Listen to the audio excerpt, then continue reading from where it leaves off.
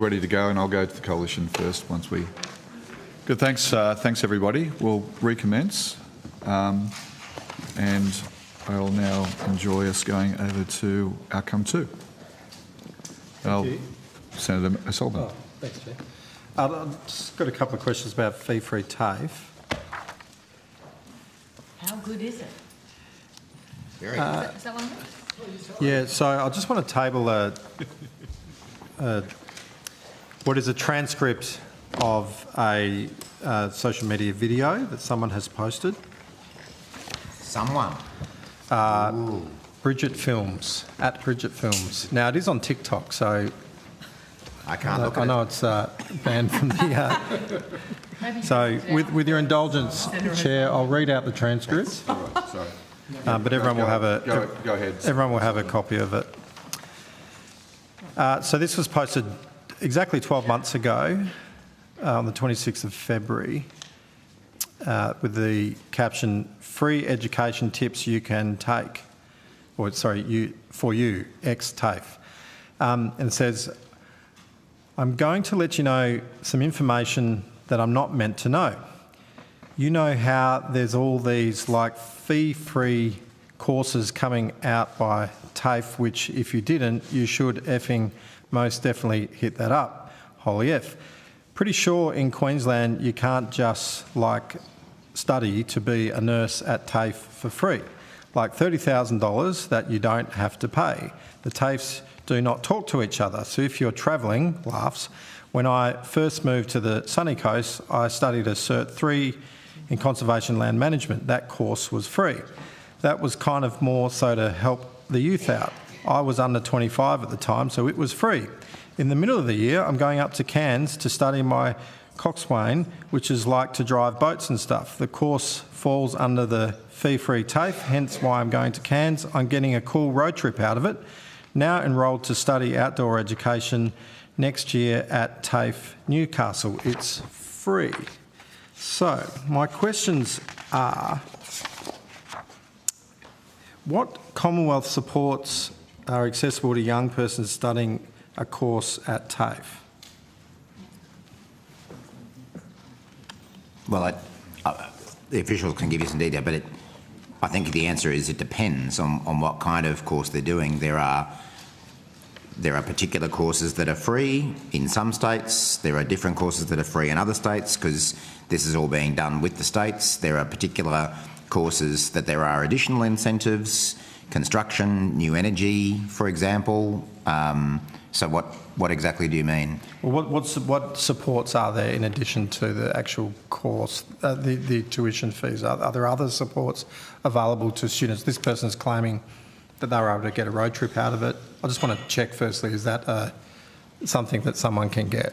So each state and territory government do have additional supports around TAFE students, depending on the eligibility. They will determine the eligibility factors and the types of additional supports they might provide to a student. In terms of the fee-free TAFE program, and Ms Wilkinson and Ms McDonald can speak to this, this was specifically around subsidising the cost of the fees, not around additional supports for students in the context of other needs that they might have.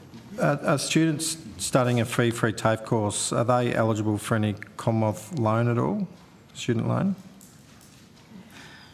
No, they may be. No, they're not eligible for loan. They may be eligible for youth allowance in the DSS portfolio, but... okay, so if they were continuing to study, they would then... Well, there's youth allowance. Continue, if they're eligible, yep, from a means testing point of view, then they would... And age. That could extend their eligibility. Yeah, you'd need to talk to DSS, but there are a whole lot of criteria about eligibility for youth allowance. Okay. I take it you haven't seen this video before. I wouldn't imagine you would have, but so you're seeing that or hearing about it for the first time today. And I make no judgment on the young lady that's taken up these opportunities.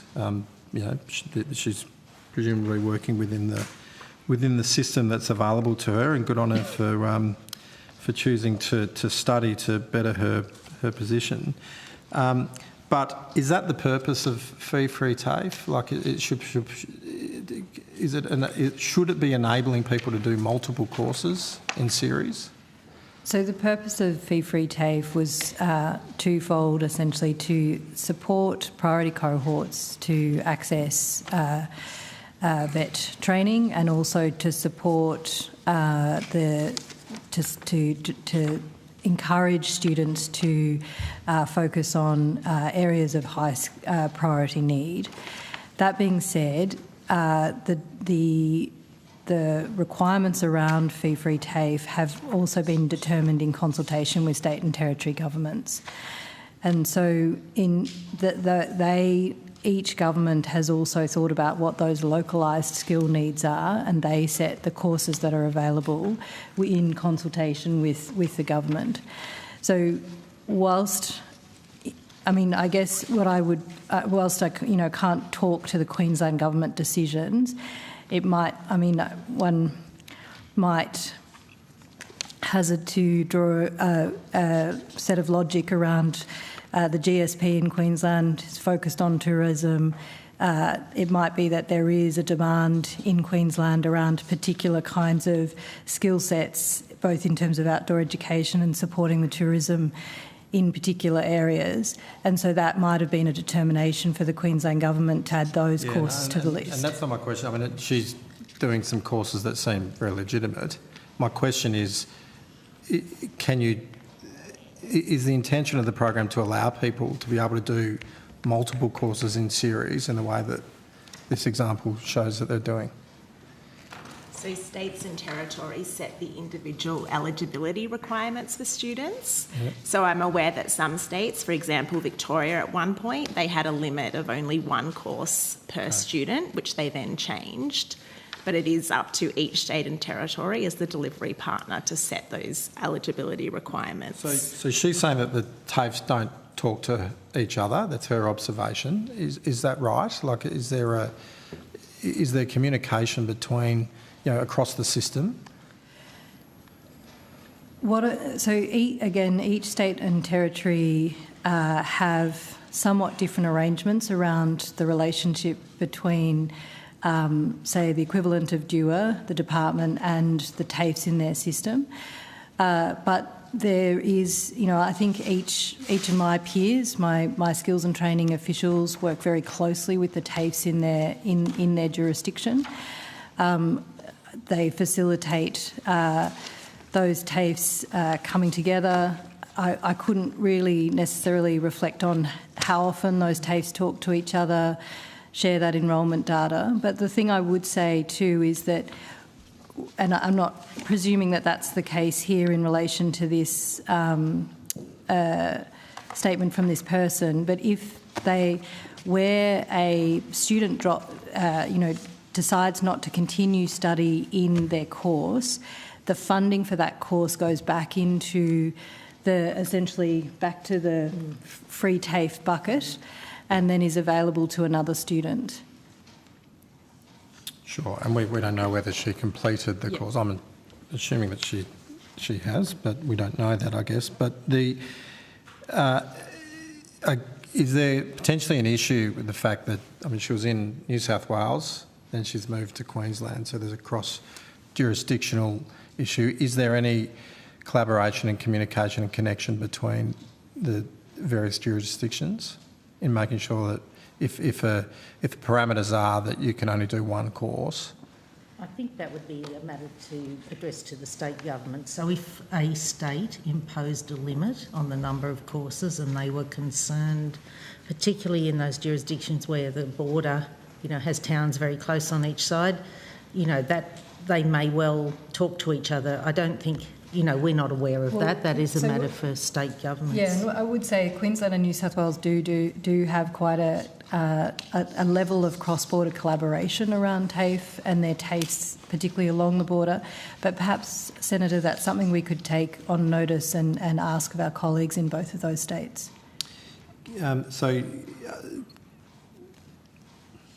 You've kind of answered this already, but just for clarity, are there any mechanisms, do any mechanisms exist that would prevent someone enrolling in multiple courses across jurisdictions? At this stage, there isn't a explicit mechanism outside that we are aware of. I would like to take that on notice, though, because I do know that the colleagues across New South Wales and Queensland border do communicate a lot around collaboration between their TAFEs, and perhaps there's something that we might not be aware of in that case. Can you confirm whether the Commonwealth is tracking student enrolments at the kind of individual level? We track the total number of student enrolments. So not at the individual level. But not at an individual level, no. We don't have individual student we covered that through the inquiry. So do you have any... So the Commonwealth, therefore, doesn't have any centralised tracking system to monitor multiple enrolments because you're just getting the aggregate? Yes, that's right. We get the aggregate data. You're getting the aggregate. Yeah. Okay,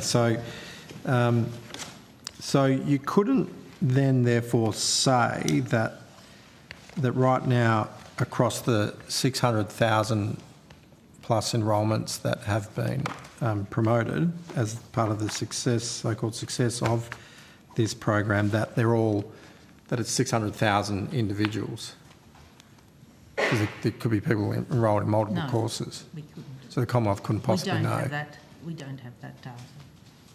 And there may well be students who are enrolling in a so then on what Cert basis 1 and is moving up to a Cert 2 to so on what basis then is the government able to claim that 600,000 Australians have benefited from fee-free TAFE when we've got evidence here that people are able to enrol in multiple courses and therefore would be counted 2, 3, how many times? Well, you don't know.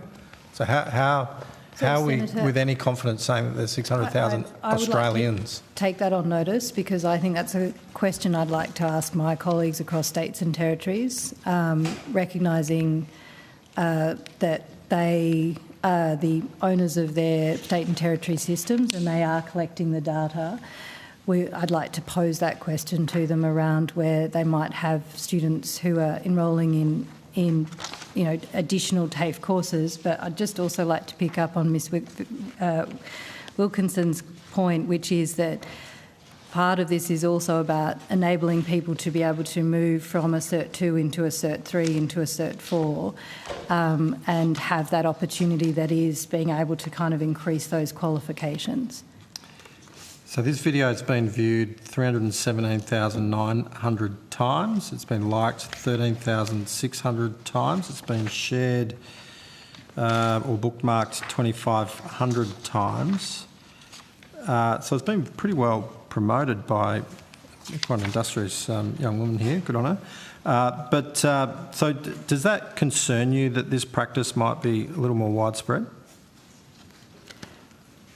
I think, Senator, it would concern me if the student wasn't, if there was, and again, I wouldn't want to presume based on what we're seeing if there's some sort of not entirely appropriate behaviour going on, but I think in the context of the objectives of the fee-free TAFE program, where we're really wanting to encourage people who might not otherwise be able to afford it to access skills and training opportunities and,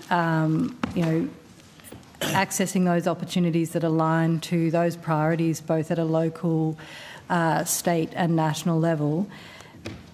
If she's somebody who obviously likes learning, then that's a positive thing. As I said, I would like to take on notice we can get a sense of whether or not this is a wider scale issue, but I would also note that it is part of the process around being able to re-enrol and get those additional attainment levels. Just ask a follow-up question, Chair? Yeah, by all means. But, this wasn't a case of re-enrolment to increase a level of certification. This was 3 quite separate courses. Presumably one of the goals of this program is to undertake a course to then go into the workforce. Whereas here you seem to have someone indicating that they're going from course to course to course. Well, I think one, I mean, it's... I'm not sure that's really the goal, is it? I think it's an individual case. We don't know what her employment outcomes have been as a result of this. I think there's some relativity between two of the courses. The goal is to support people who otherwise might not have exposure to study and learning to be able to access that and to be able to, through that study and training, find a pathway to employment. So I think we're really sort of commenting on, we don't know the whole story here. And I can accept that. I mean, it's a TikTok video, but it has been widely viewed. I understand, Senator O'Sullivan.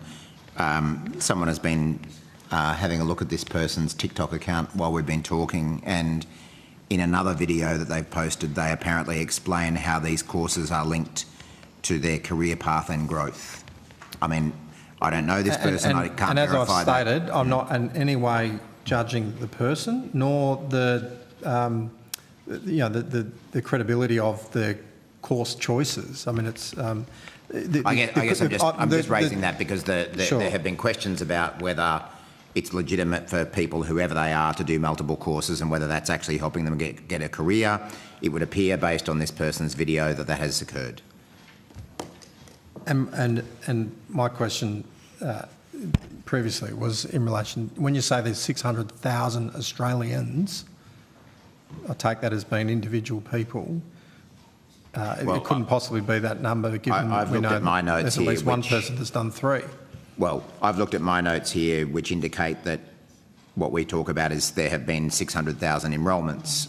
I don't know what different people have said about this, but what I do know is that free TAFE is a good thing, and it's disappointing that the Shadow Minister, Ms Lee, said that not only that it was wasteful spending and that your party would get rid of this in government, but that if you're a Liberal, I think the words were, a central tenet of the Liberal Party philosophy is that if you don't pay for something, you don't value it, which is a pretty snobby view, I reckon, of people who are taking up free TAFE courses. What steps has the department taken to enforce eligibility criteria and prevent oversubscription by repeated users? You've said that they're, because you're not able to track it, are you saying that there's no way for you to actually enforce it? So I think, as we've just said, it's a states set the eligibility, and to the extent there's tracking of individuals, that would be at a state level. So when you're coming back to us with, you've taken some questions on notice there, can you come back to us with how many students have enrolled in more than one free course? So I can certainly ask my colleagues across state and territories whether that is something that they can easily identify. Senator, if I can just probably, if you can bear with me, just to the point around repeated users, the purpose and the design of the VET system is a modular system where people can build upon their qualifications. So I think as a premise, we wouldn't say we have a problem with someone going back in and saying, I'm going to take that next qualification and I'll leverage, if there's a fee-free TAFE available as set by that state and territory government, I'll leverage that. Obviously want to be aware of where perhaps, that there's sort of flagrant abuse of that, but this idea that repeated users is necessarily a bad thing in the context of the program and the number of enrolments, I just would like to clarify that in many ways that goes to the fundamental precepts of the skills and training system, which is about modular qualifications and building on your qualification journey in order to get to, pathways to employment. Just a couple more on this. Yeah, thanks. So over $1.5 billion has been committed to this program on the basis that it's delivering skills needed to deal with skills shortages. How will you guarantee that this doesn't just become a publicly funded road trip or joyride? I think so. It's a good question. I think it's an important question in the context of the purposes of the program. We have a fairly, we're building out a fairly robust reporting system with states and territories, and I think when we spoke with you, with the committee at the inquiry into the bill, we talked about that one of the benefits from officials' perspective, I guess, in terms of transitioning this to an enduring and sustainable program is that we can then insert it into the reporting and data capture that is, again, a feature of the national system. So leveraging the national centre, the NCVR, the data custodian for all states and territories, and using that as a mechanism to enable that data reporting and oversight in terms of how this is used and where it's being directed. But in the meantime, Ms McDonald can talk to you about the reporting that is currently in place to monitor how this is being spent. I think we covered that quite extensively in the hearings, but if there is anything you wanted to add to what was already said there, No, Senator, that's fine. Yeah. I'm across that. Chair, happy to share the call. Good, thanks. Sorry, before we move on, I just wanted to clarify one point that I said earlier. So if a student is an apprenticeship under fee-free TAFE, in some circumstances they may be able to access a trade support loan.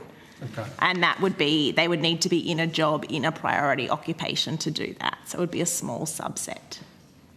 Yeah, and you already said that there's other supports provided by Services Australia, that, like youth allowance, which and is available that in they some might be able to also- situations. Yeah. Okay. Thanks.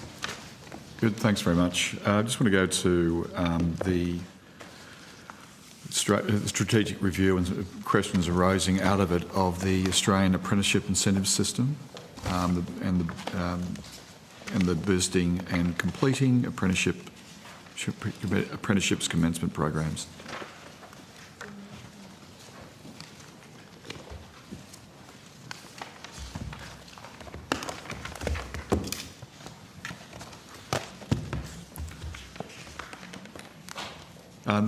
The last sitting of the House in Canberra here, the Shadow Assistant Minister for Social Services, Pat Conaghan, said the government would be better off going back to the Coalition's policy where we funded the employer 50% of the apprenticeship first year wage.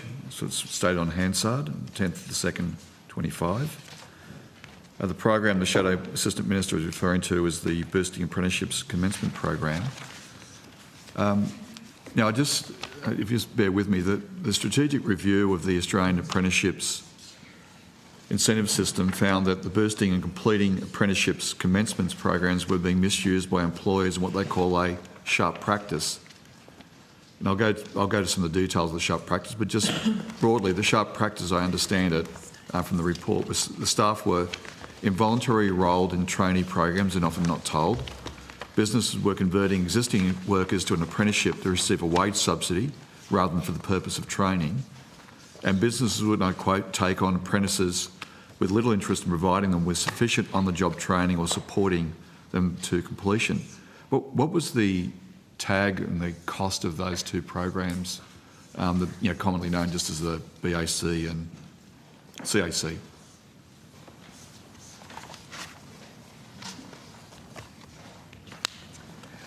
Belinda Campbell, First Assistant Secretary, Skills and Training. So between October 2020 and 31st of December 2024, it was $7.6 billion for the boosting apprenticeship commencements and the completing apprenticeship commencements wage subsidies.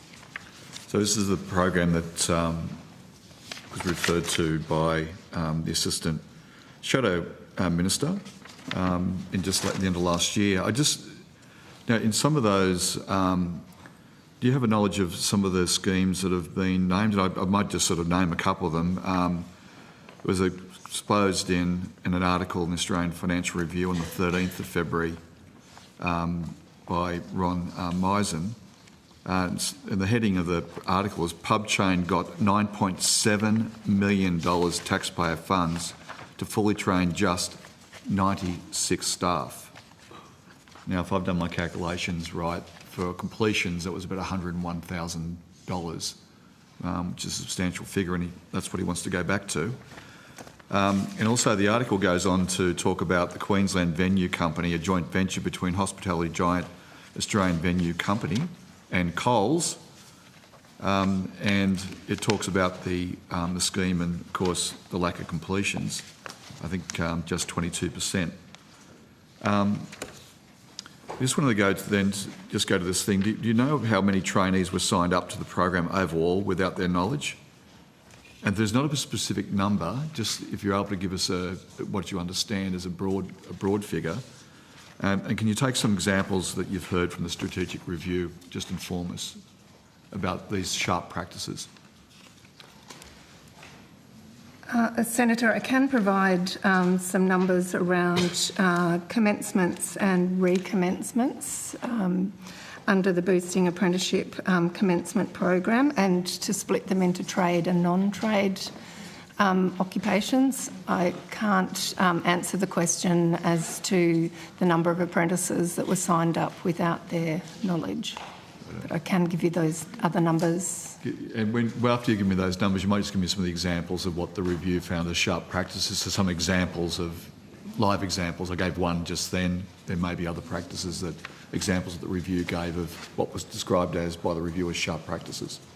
So under the Boosting Apprenticeship Commencements, there were a total of 429,100 commencements and recommencements. Of those, 210,900 were in trade occupations, and 218,200 were in non-trade occupations.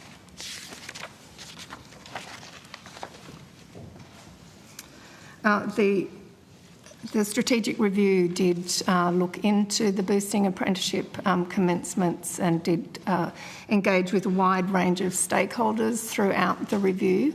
And I think the sharp practice that was referred to within the strategic review referred to the increase in the number of non-trade sign-ups, particularly towards the last 2 quarters of the Boosting Apprenticeship Commencements program. And what were some? Did they give you some specific examples in that review of what they saw as sharp practices? So they give you some examples of actual. Did they give you any specific examples of actual companies, or is it? I can rely on a number of articles that have been produced. Grilled, for example, had a very low take-up rate. $72 million thereabouts paid to McDonald's for a university hamburger, where many people weren't completing any sort of training at all, but getting paid trainee wages. So it's a particularly warped situation where there's suggestion that we go back to a scheme where 50% of the wages are being subsidised. They're also on trainee wages, so the workers are also getting hit that way, and they're not completing training as low as 22%. I think there were some reports of even lower percentages. So it really did vary organisation to organisation in terms of completion rates. I think, as we've provided in evidence before, each of those apprentices would have needed to complete a training contract and to be supported by an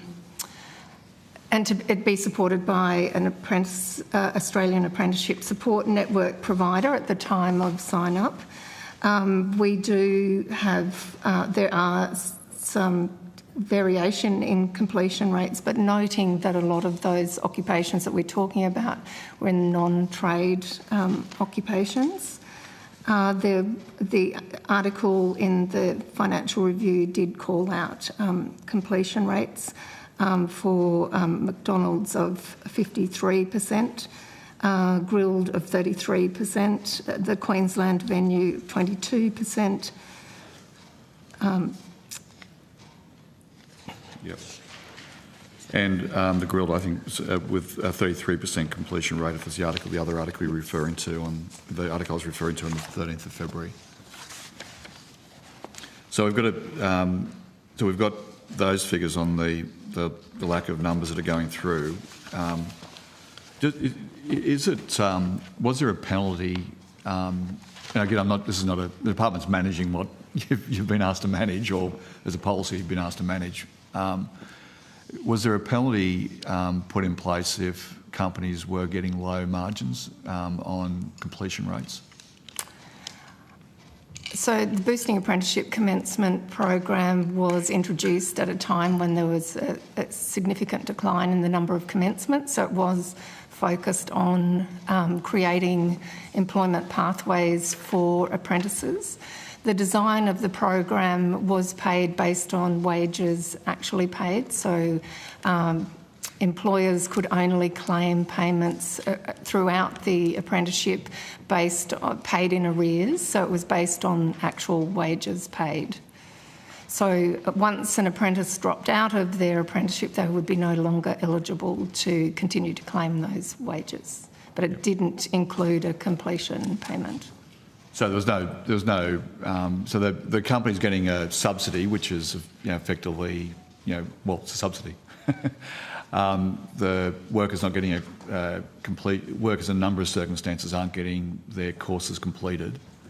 If an employer drops below a certain percentage of performance on completion, did they maintain still their subsidies? They're still able just to churn and burn through other people and still receive the subsidy? So the way the program was designed was to pay on actual, to reimburse employers on actual wages paid, and to be paid along the life of the apprenticeship. It's a challenge in apprenticeships, particularly for longer term apprenticeships, to where we tie payments to completion rates because of the length of time. It is something that states and territories look at in determining the suitability of employers on taking on apprenticeships, and as part of their role in regulating suitable apprenticeships within their states and territory, but it was not a feature of the Boosting Apprenticeship Commencement program. So again, we've got half the wages subsidised. We've got as little as 33% and reports 22% performance. We've got billions of dollars spent on the program that obviously failed, and of course the Albanese government's discontinued that program.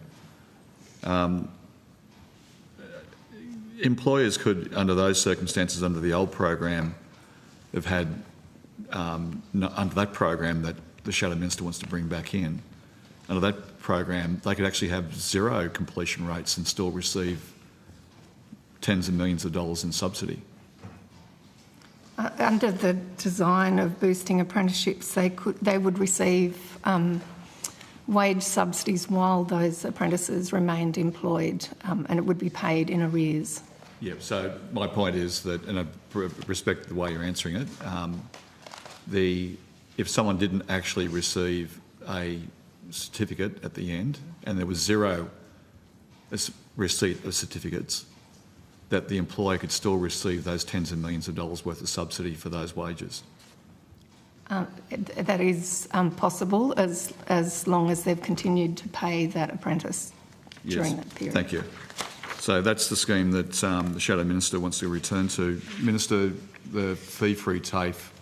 I mean, I've been to Fish Week down to the college down there and met students that are doing fee-free TAFE. I've been in the Northern Beaches, Sydney, recently down in Adelaide with Senator Grogan, and talking to students and teachers, the TAFE system, and hearing stories one after the other of people that could not have done the training without it being free.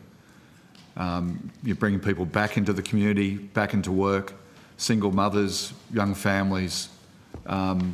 Minister, and seeing the enthusiasm of people actually engaging in those programs, it brings a tear to the eye actually. So just it says this is something that's actually making a difference to people's lives. Minister, how important is it that we pursue free TAFE, and should we go back to what the Shadow Minister has proposed is university burgers, or is it, is that just a ridiculous sort of proposal? Yeah, I mean, I think the proof of the success of free TAFE is there in the numbers of enrolments. Senator Sheldon, you've spoken of the personal experiences you've had meeting people who've done free TAFE courses. I've seen that myself everywhere from Rockhampton to Western Sydney and a range of other places as well. And it's a good thing that people are getting extra qualifications. It helps their employability. It helps employers to find the skilled workers that they're looking for. And, we all know that the last couple of years have been pretty tough for Australians financially, and it allows people to get those qualifications for free. So it helps them from a cost of living point of view as well. So that's obviously why we're committed to entrenching free TAFE through the legislation that's currently before the Parliament. And again, the evidence is pretty clear that the approach the former government took was not successful in delivering genuine qualifications for people in the way free TAFE does. And with back to the department, with the policy under the former policy that the former government had, has the department investigated employers signing up existing employees as new apprentices in order to receive a subsidy? So have you looked up, have you had an investigation to any of those companies? So under the current apprenticeship incentive system and under boosting apprenticeship commencements, there are circumstances in which an employer can engage an existing worker. There has always been within the apprenticeship system the ability to take on an existing worker into a priority occupation, or as the previous system was skills in need. The initial boosting apprenticeship commencement didn't include a cap on existing worker take-up, but after the first month of operations, a cap was introduced of 30 apprentices as existing workers 30. Under the program.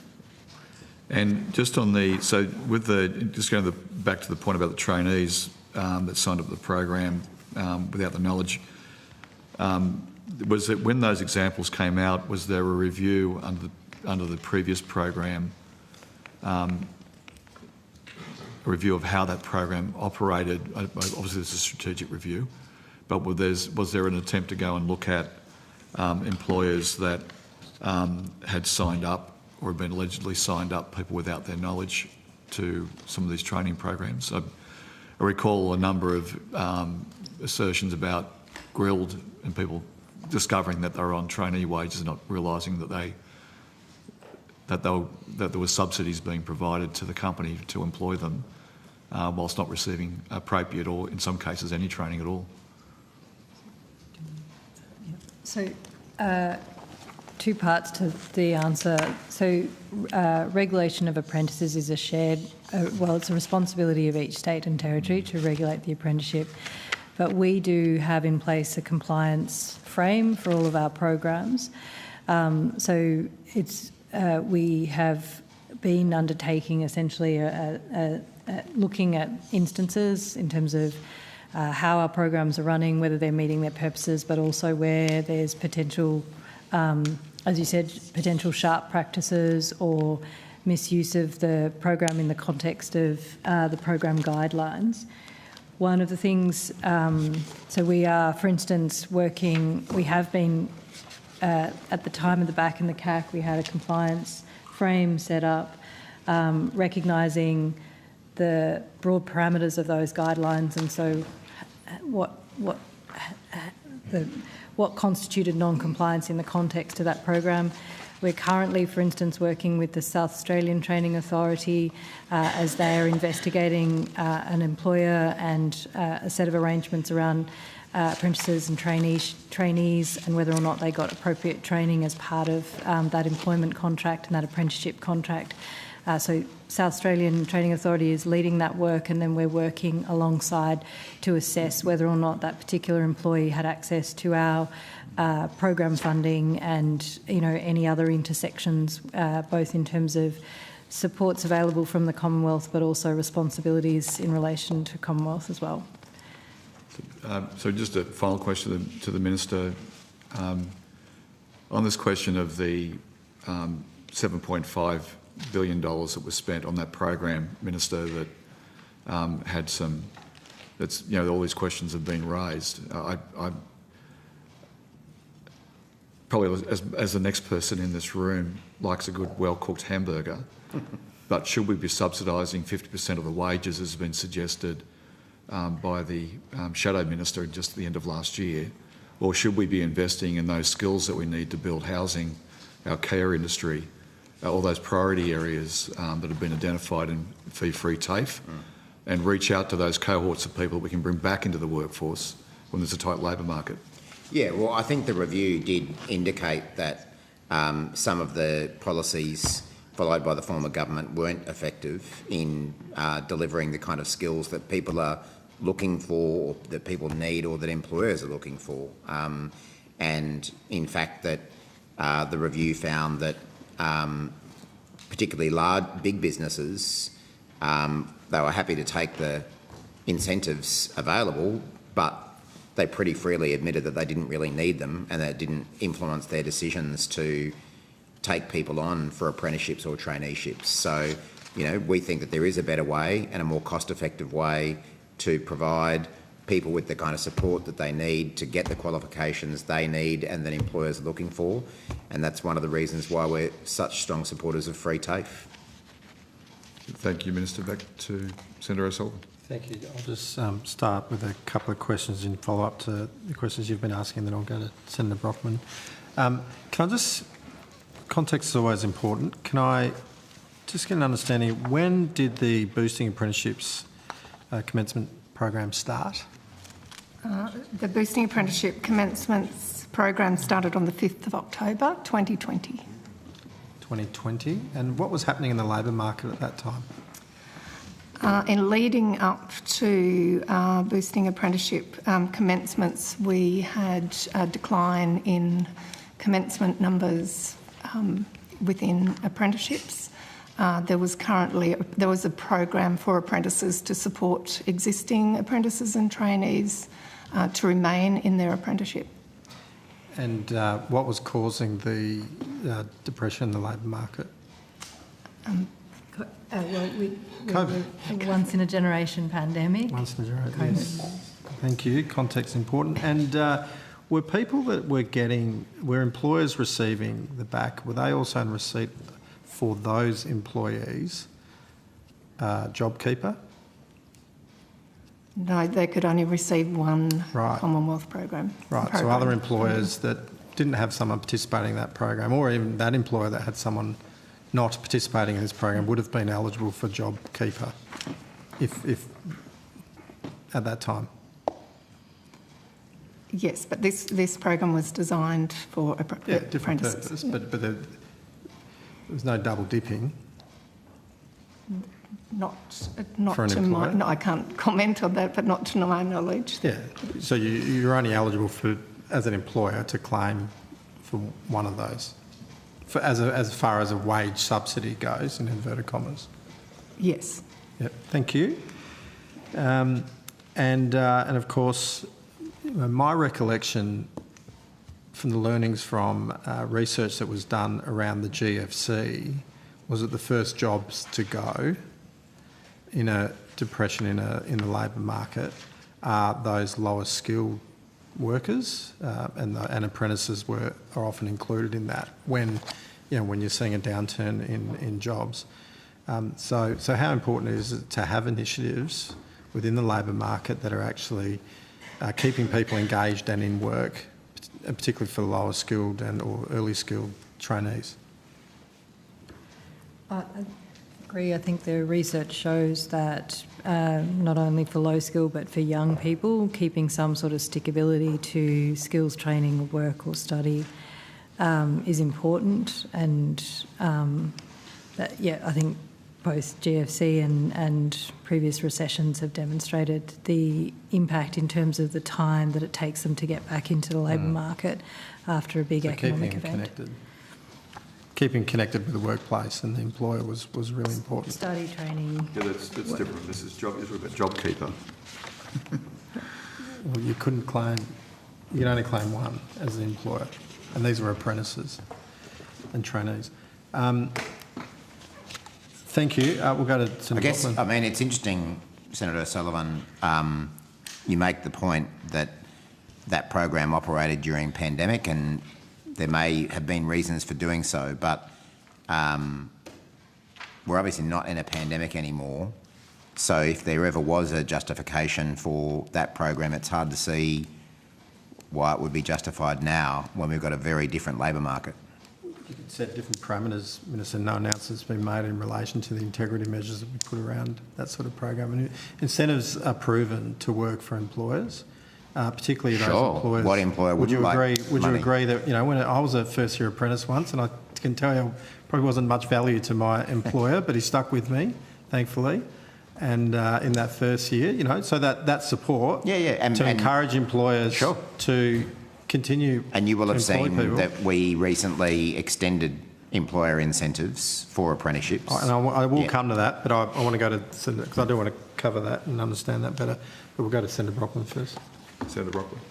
Can we go to Jobs and Skills Australia, please?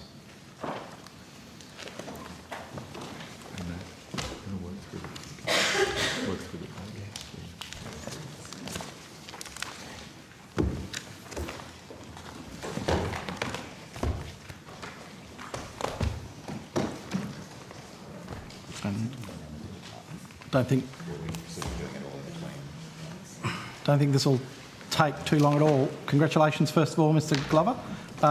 You were recently appointed to, and I'll get this right, the Australian Tertiary Education Commission as the Commissioner, starting on the 1st of July. Am I correct in that?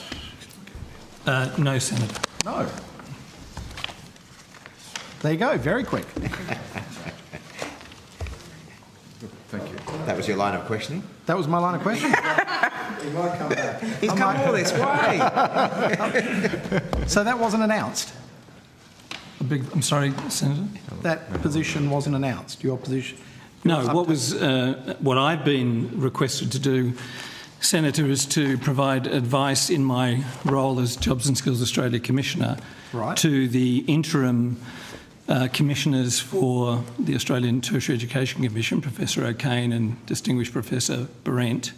In my role as JSA Commissioner, I have a remit to provide advice to government and government agencies in relation to the national skills system. So this is part of your current role as head of JSA? My current role.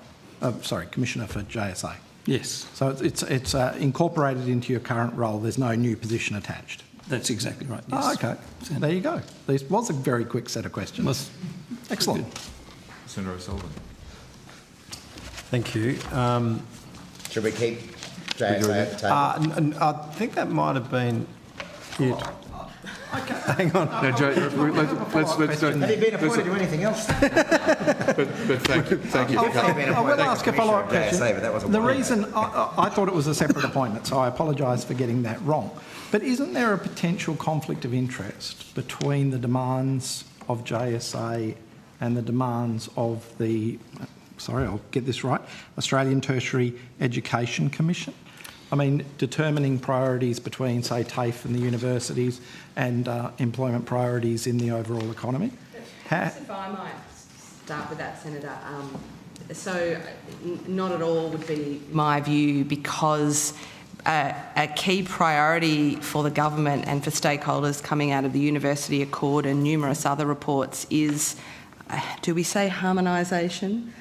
Between the vet and university sectors and better relationships or better integration and accessibility across the two sectors. And so it's entirely appropriate and really helpful for Professor Glover to be in that role. He's played a really instructive role as part of the consultation process that the Minister set up to advise him on the Accord response, the government response to the Accord. And so We are seeing shifting in the architecture across universities and skills. Jobs and Skills Australia was birthed in this government, and we've also got Jobs and Skills Councils and other important architecture to bring order and focus to and stewardship into the vet sector.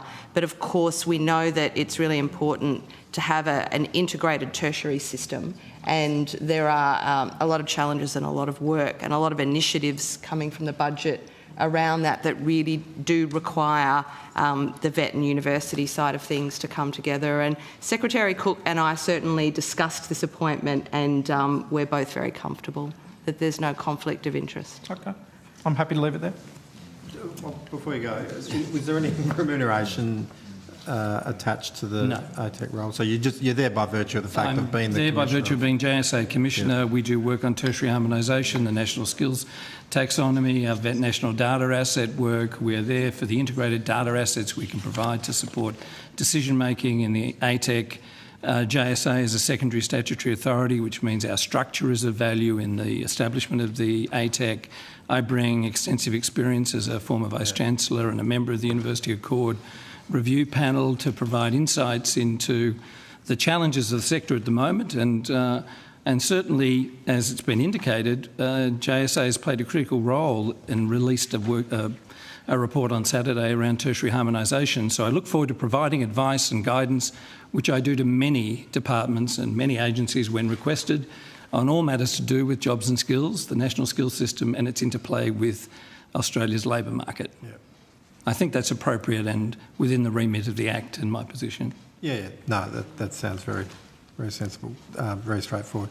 Have you, in terms of needing to take on, though, the additional responsibilities that do come with the Commissioner role, has any additional resources been required within JSA to offset anything that you're not able to cover off? I mean, or it's not a material I don't issue? think it's material, Senator, and I do have, as you know, 2 Deputy Commissioners who have begun, so there's great support for me as the Commissioner, and I look forward to the support of the Executive Director and the leadership team at JSA. It's a very close relationship between Jobs and Skills Australia and the work that will be undertaken should the ATEC be established in the future.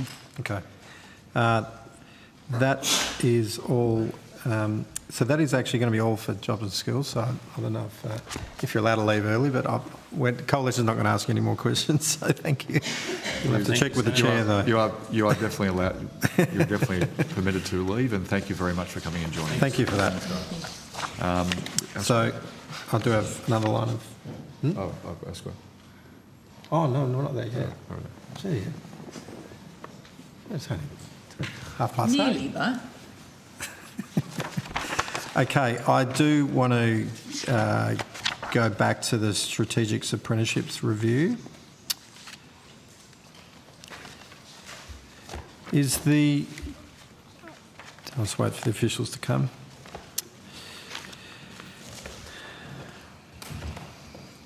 Is the department aware that we have record rates of small business insolvencies at the moment? Well, this has been pointed out many times. That's your version. If you look at the number, the proportion of small business insolvencies relative to the overall number of small businesses, the number at the moment is far from being record. I know that's not your narrative. The quantum. Well, there's also a lot more businesses.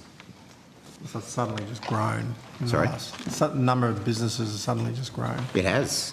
The number of small businesses has grown. And not surprisingly, the number of small business insolvencies has grown, just as the overall number of small businesses has grown. Right. So in percentage terms, it's far from being a record. I know that isn't your narrative, but that's the facts. In the context of the Strategic Apprenticeships Review, did you take into account how difficult it is right now in the construction sector?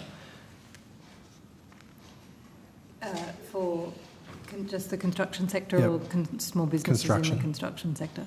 No, sorry, I was just... So certainly the strategic review looked at, so I think over 600 people that spoke to numerous consultations all around the country, both in terms of through a sector lens as well as through talking to state and territories, regions, etc. They definitely recognised, looked at when a key feature in the recommendations is around ensuring that the apprenticeship system and the incentives are aligned to those key skills needs, and that included construction in that sense. We can also sorry, I'll stop there, but I can talk to what the government has done around construction as well, if that's helpful to you. Yeah, I do want to go there because we are hearing from builders and tradies that they're struggling at the moment to be able to afford apprentices with all the uncertainty that is occurring in the construction industry right now.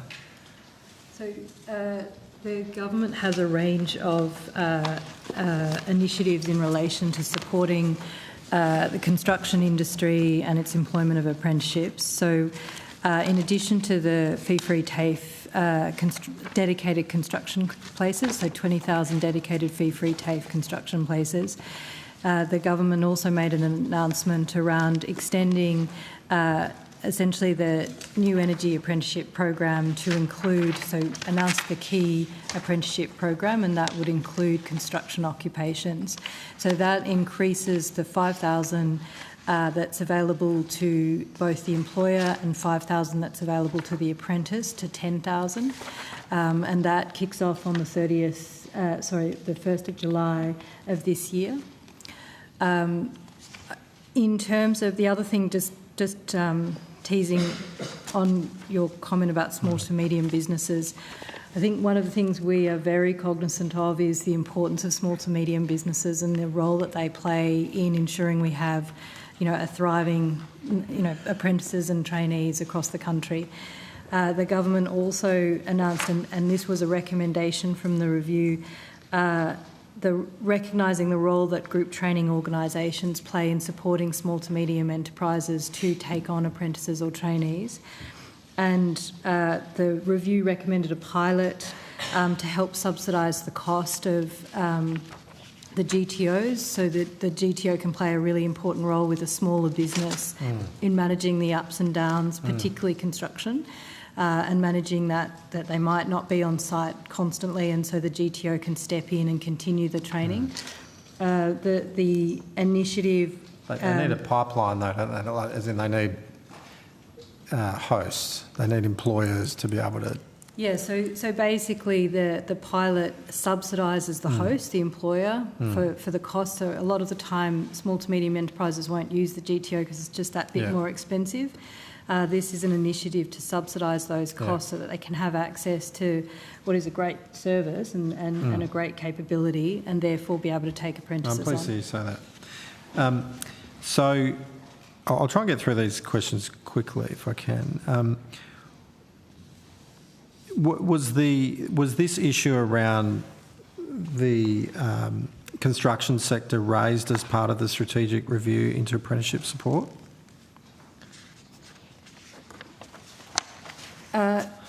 Construction was definitely something that the reviewers heard from their consultations. And affordability, was that raised as an issue?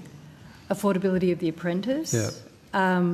I think... And confidence about being able to... Yeah, because you're committing, unless they are with a GTO, they're committing for a long period of time. I'd have to... can you recall exactly? So, noting this was an independent review, and we had independent reviewers who went out and spoke to a wide range of stakeholders. We did hear through a large number of submissions that different sectors were facing pressures around the cost of taking on an apprentice, some of it just in meeting the costs of taking on an apprentice, as well as apprentices struggling to make ends meet, particularly in the early years when their wages are lowest. We also heard that the challenge that some employers faced, particularly the smaller employers, to provide that certainty when you need to sign someone up and agree to take them on for 4 years with the length of contracts and not necessarily having that guaranteed pipeline. And this is where the GTO measure may be able to provide assistance. The government's yet to provide any long-term certainty on employer incentives. Why not provide that certainty as part of this response? So in response to the review, the government has agreed to keep the current incentive settings in place until the end of this calendar year. So that's $5,000 for apprentices in priority occupation and $5,000 for employers in priority occupations. But given that an employer making a decision around an apprentice is often for maybe up to a 4-year period, only having 12 months is... So within the apprenticeship incentive system, the eligibility for the incentives follow over the life of the apprenticeship, so they're based on when you sign up your apprentice. Okay. Has the government considered increasing support for employers to put apprentices on? So increasing the support. So, for instance, the key apprenticeship program, which includes new energy and construction occupations. Is that the 5 and 5? That's the 10 and 10. So that is an increase for employers. Sorry. Correction. To correct that, it is in line with the new energy apprenticeship program. It is a payment for apprentices only. The normal incentives are available for employers, so they would attract $5,000 in incentives because the apprentices will be in priority occupations, and the apprentice in line with the new energy apprenticeship program would attract $10,000. As an additional 5? Sorry, as an additional 5 or an additional 10? It's an additional 5, so a total to make of it 10. 10. Yes. Yep. I was just going to say, we're obviously still in the process of considering the recommendations of the review, Senator O'Sullivan's, but we recognise the need to provide some certainty to business and apprentices, which is why we've extended the existing incentives. You may not remember this, but it's just worth noting that the funding that had been provided for these incentives by the former government actually was due to expire on the 1st of July last year. So had those changes gone ahead, then incentives for employers would have fallen dramatically. Sorry? We didn't win the election, unfortunately. No, but that was the budget that you took to the election, was that it actually had those incentives ceasing or falling dramatically on the 1st of July 2024. So we've been able to extend and provide that funding for employers much longer than was proposed before. Has the government costed any options for new wage incentives for employers?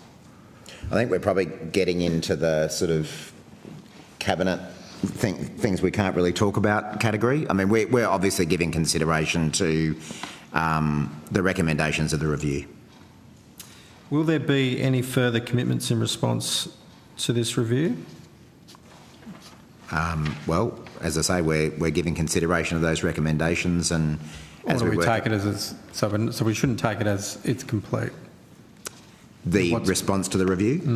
No, I don't think it is complete. But what we have attempted to do is to provide some certainty around programs that were reaching expiry dates and things like that. And also taking the opportunity to deliver on some of the recommendations that we saw as most urgent. So why hasn't the government continued with providing that quantum of incentive, except you might want to change the parameters as to who's eligible and all that sort of thing, but why has a decision been taken not to continue the employer incentives? The employer incentives. I think we have maintained the employer incentives for priority occupations until the end of the 2025, and that was in alignment with the phasing that had been in the budget. Well, it's actually, to the Minister's point, it's an increase on the phasing that had the step down that had been in the budget since 2022. and so that continues till 31 December 2025. But there's no increase, so decisions been taken not to increase it. So the current apprenticeship incentive system was designed in 2 phases. The first phase was the step down from boosting apprenticeship commencements, where employers of apprentices in priority occupations attracted $15,000 in incentives. Apprentices received $5,000 in incentives, and employers taking on an apprentice in a non-priority occupation attracted $3,500. That was always designed to be a 2-year period, so from the period of 1 July 2022 to June 2024. The current incentives that are in place included a top-up to move to that phase 2. So phase 2 had planned to take apprentices in priority occupations down to 3,000 and employers' incentives down to 4,000. So there's currently a top-up of for apprentices of $2,000 and employers of $1,000 to have the 5 and 5 in priority occupations. Has the government received any views from stakeholders at all in relation to requests to see an increase in the incentives? The strategic review itself had over 600, spoke to over 600 people and organisations. There was a document that reflected what they had heard, and certainly, there was a lot of material in relation to incentives and what different preferences of employers, etc. All of that consultation and feedback is being used to support further deliberations around the recommendations in the strategic review. I might also, just in terms of stakeholder views, you may have seen when we announced the increase in the incentive for construction apprentices, master builders welcomed that. And said, coupled with government funding of fee-free vocational education and training, there is no better time to pick up the tools and become a tradie. Yes, and in the inquiry they also said that there should be choice in vocational training. Anyway, we shouldn't enter in an argument right now. I've got other questions I want to get to. With respect to the $627 million for construction and the new energy apprentices, including the 10,000 payments. Can you give me a breakdown of what that funds and for how long, please?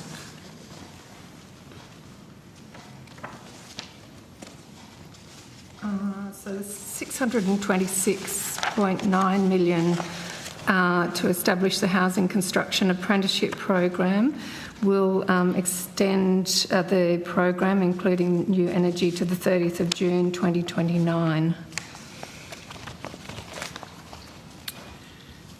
So the 627.9 is all of that the incentive payments?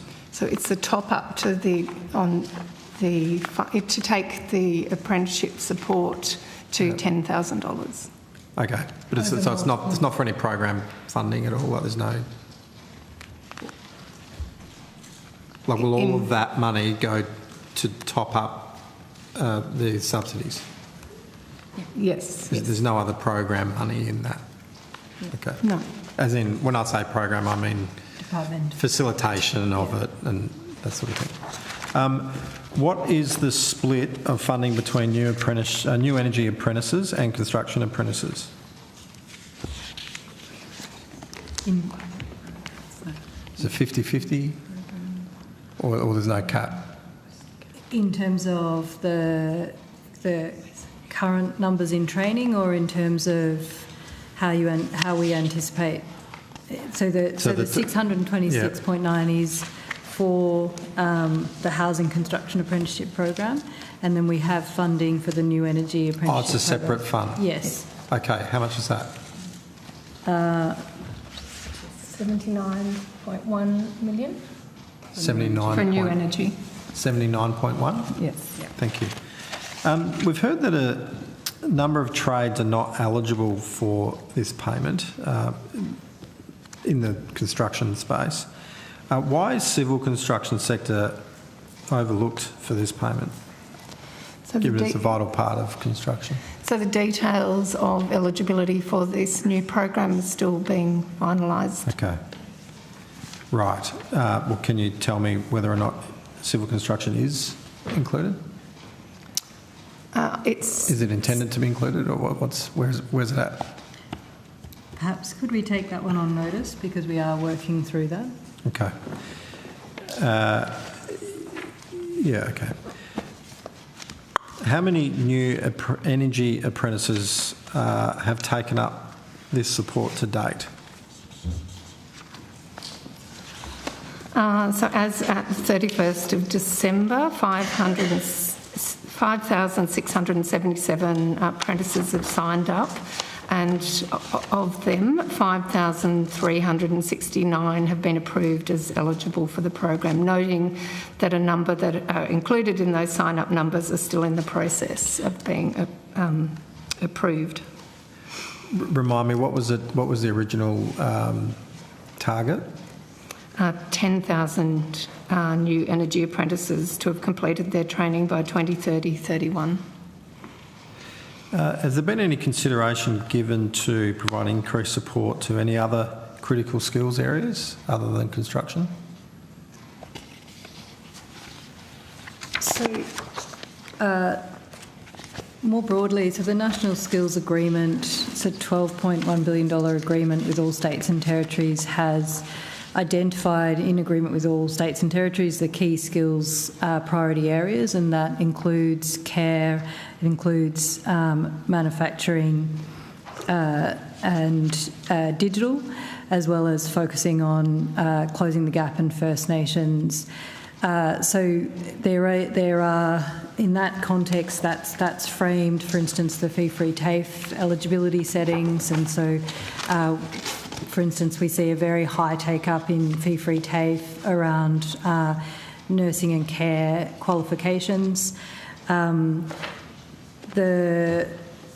then what we see as well in the Apprenticeship Connect, which is the service that the Commonwealth provides to support arrangements between the employer and the apprentice. We have dedicated specialist Connect providers focused on both net zero and First Nations in that context of where those priority, both those priority skills gaps are, but also priority cohorts. Okay. Chair, I've just got another block. I'm conscious that we were due to break. There's just one more section, so I don't know if we want to hold everyone till after a break, or you want me to just keep going? I think you should keep going. I was through. hoping that we're going to power through and be finished reasonably at the same time. You weren't alone there, Chair. We'll finish. I promise we'll finish earlier. Yep. If we're not having a break. Quite early. Quite early. If we're not having a break. All right. I want to ask about the Building Women's Careers program.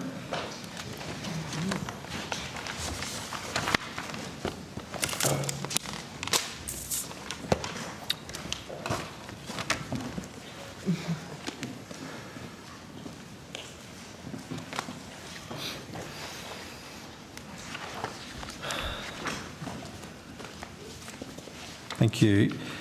Has the recipient been announced? Sorry, Senator. Sorry, could you repeat the question? Has the recipient been announced for the Building Women's Careers program? No, Senator. So we are still in a procurement process. Oh, okay. When will that conclude? We are in the procurement process. We're going through those deliberations. I'm not able to say an exact date. But the submissions have been received, though, so we're at that stage, are we? Yes. So final decisions needing to be made. Yeah, deliberations are underway. Yeah. Okay. I want to ask about the media release. I've got copies of that we'll table from Minister Giles. where it says that nearly 80% increase in women learning a trade. Thank you. Was the department involved in this media release? Have you got it yet? Sorry. I'll give you a moment just to have a quick look.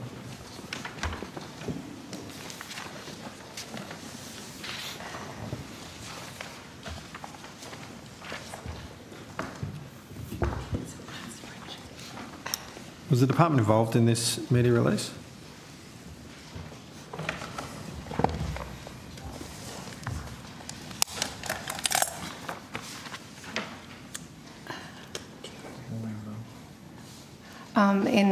In line with normal arrangements for media releases, we did provide input to the media release.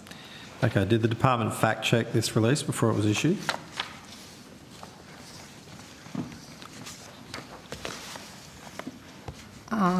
I can provide the data that supports the 80% increase.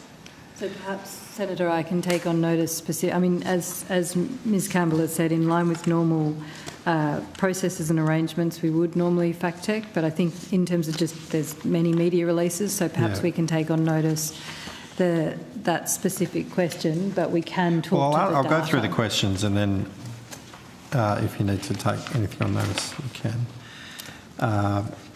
So in the release it states that the Building Women's Careers program announced in the 24-25 budget is driving further structural and cultural change by supporting more women to train and take up jobs in male-dominated industries. Is that what you can see there? Mm-hmm.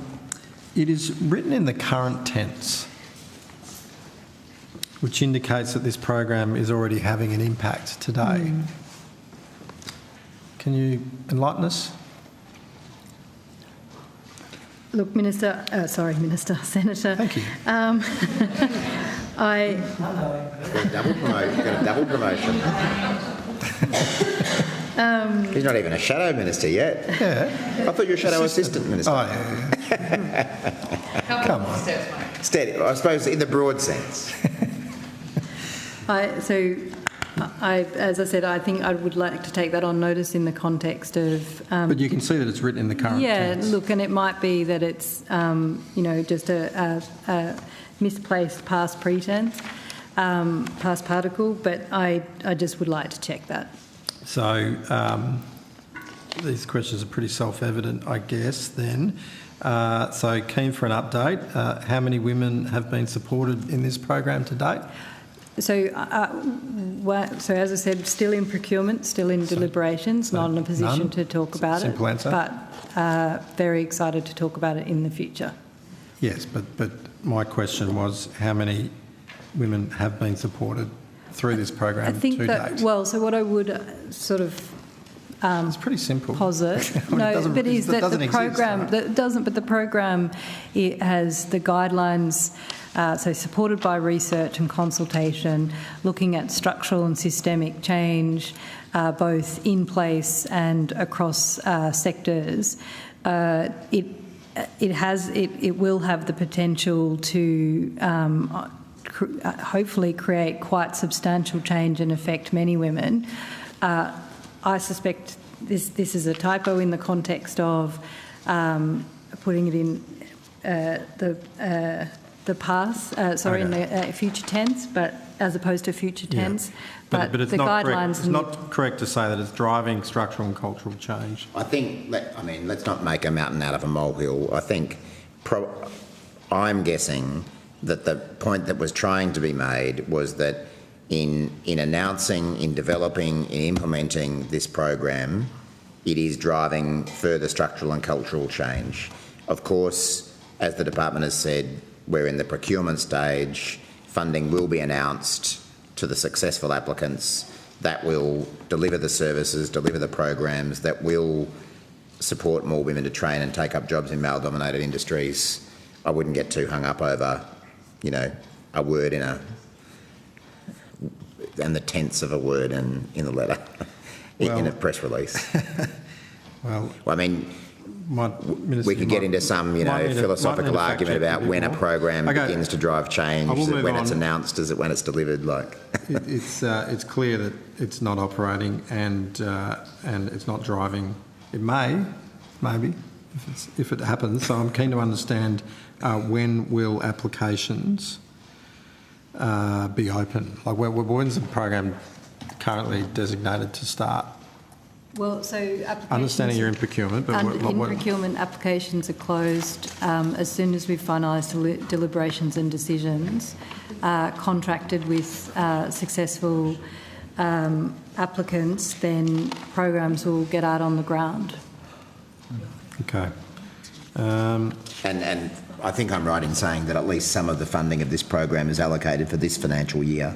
So, yes. Yep. So right. 9.25 million has been allocated this financial year.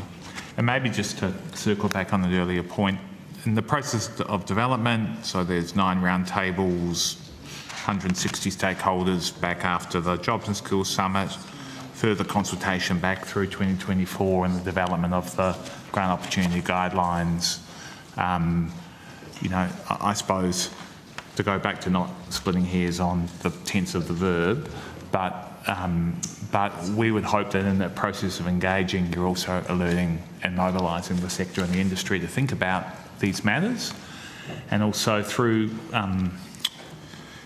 things like through the grants hub, there's a marketplace that allowed those who are interested to also network and participate and find connections with others who are interested in taking action in this area. So while you certainly can't point to particular outcomes, we've certainly tried to design the development of the program in a way that's engaging and promotes and drives the research around what might make a difference for women in their careers. So, Minister... Right thing, Chair. Chair. I'm Deputy, yes you can. Yes, certainly over to you. Sorry, did you say 9.5 million? I mean, given... 9.25. 9.25, sorry. Yeah. I mean, how realistic is that, given that you're still working the program up, given you've got a caretaker period, don't know when it's going to be, Minister, maybe you'll tell us, but coming up in the very near future, so obviously... Is it realistic you're going to expand? We are not under caretaker arrangements, and we're working with around delivering the program against government's expectations. If we come into a caretaker period, at that point we would fall under the conventions, and would then look at what we are, where we're at that point. We are at the moment, I suppose, full steam ahead on the process of assessing these, and then we'll look to move into contracting and closing out the procurement phase. Fixed terms would be really handy. That's another debate. So happy to have. So you put that down a wrong choice of word, Minister. It's just semantics. But it goes on to say that almost 80% more women are training as apprentices in male-dominated trades. New data from the National Centre for Vocational Education Research shows the data demonstrates the significant impact of the Albanese government's policies. Minister Giles claims that the big jump in women in trade is attributed to the Building Women's Careers program, which we now know is not actually, because it's not in operation, so it's not actually helping people today. I mean, if you look at his press release, he goes on to talk about a range of other programs and things the government has undertaken that have lifted participation of women in male-dominated trades. It's not just about that one program. He talks about we've made support for women in male-dominated trades a core part of the new model for the Australian Apprenticeship. I'm just curious as to where he's getting his data from, because the new model for Australian Apprenticeship Support Services commenced on the 1st of July 2024, but we know that NCVA data is from March 2024. Well, so he's got a time machine. It reads to me as if the data has come from the NCVER, and his press release goes through a number of different programs that the government has begun and undertaken that to support women in male-dominated trades, and according to the NCVER data, there has been an But then, increase. so my question is, how can a measure that hasn't started at all, and a measure which started on the 1st of July 2024, increase participation of women in trades in March 2024, because that's the last data we've got? Unless I'm wrong, someone correct me. So perhaps we can talk about the data, and then we can talk about some of the different programs that have had an impact. So the data that is referenced in the media release refers to the June 2024 release, and what it is comparing... But it didn't start to the 1st of July. The Australian Apprenticeship Support Services. So that there are a range of programs that are already in place to support women in male-dominated trades, and the comparison with the number that is referenced in the press release compares 18,700 women who are currently in male-dominated trades and compares it to 10,260 who were in those occupations in 2019.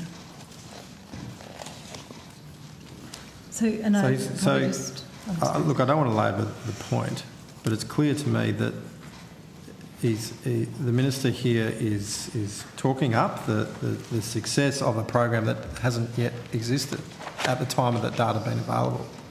So that if there has been any success, if this figure is correct, then that's to do with past programs.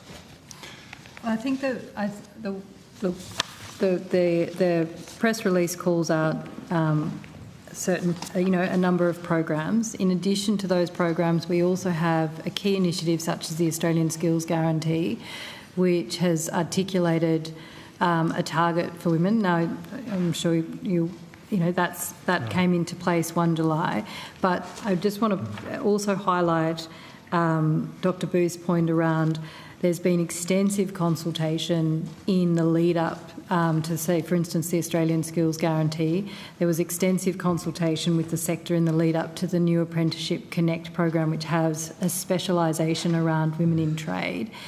That process of that consultation has already signalled out to the market and the skills and training ecosystem that promoting women in trade, facilitating greater participation of women is a key priority and something that the entire ecosystem should be shifting to.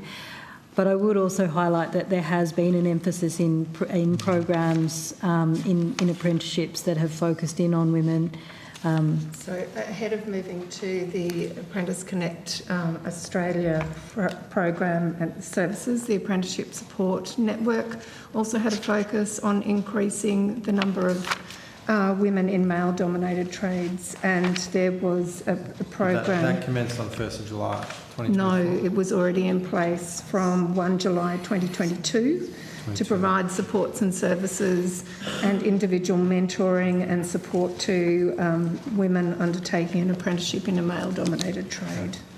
If someone's just sent me, and I appreciate you can't see my screen, but it's on the AUSGov Twitter page, so the Australian Government's Twitter channel or account. It's not TikTok. No, it's not TikTok, so you can go there. So does the department verify, would the department have been responsible for verifying the data that's used on the AUSGov Twitter page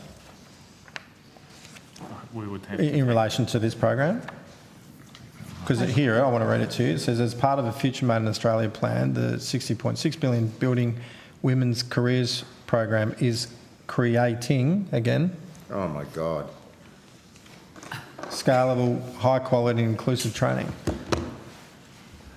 That is the intent of the program. So that is what, in terms of the objectives and the outcomes... We haven't signed contracts yet. But how's it creating? Is this really the best you got? No, but tense of verbs on well, it's misleading. Twitter sites. It's misleading. The minister's misleading. Minister, it's not a joke. It's not a joke. You might think it's funny, but... off for an estimates hearing. Well, you can say we'll create. I think Ms Faithful was you can say we'll create, but by this answer. language, you're telling... You're trying to... You're trying to illustrate something that's not there. But it hasn't even been contracted. No, I think Ms. Faithful. So, very bureaucratic answer to say. Please go. The tender guidelines talk about that objective of achieving that level of structural and systemic change. So, participants who are partnering up with a cross-sector of partners, private sector, unions, community groups coming together. Their response to that tender has been focused on meeting those objectives, and assuming they were successful, part of that expenditure of those funds is to achieve those objectives. So I do think that that's an important part of the clarity around that statement on the AUSGov side is around the key objectives of the program and the 9.25 million. I think there's a broader context I would flag here. So gender equality is a priority under the National Skills Agreement. Under that agreement, it tasks, and all states and territories signed up towards driving and promoting that. And then one of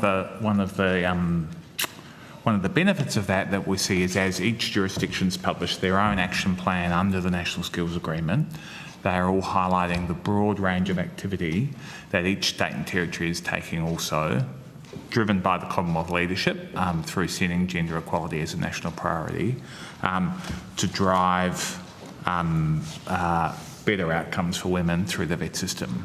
And so I would draw your attention to that, and that's really about, obviously here we've been talking about the Building Women's Career Program, $60 million program, but it's also really, I suppose, goes back to when that agreement started, which is started 2024, and highlights and brings together and then encourages states to use that core funding that they're pushing out into the VET system as well to improve outcomes. So I suppose it's important to see Building Women's Career as part of a suite of interventions, and others that Ms Campbell's referred to earlier, which are about trying to improve the outcomes for women in the system.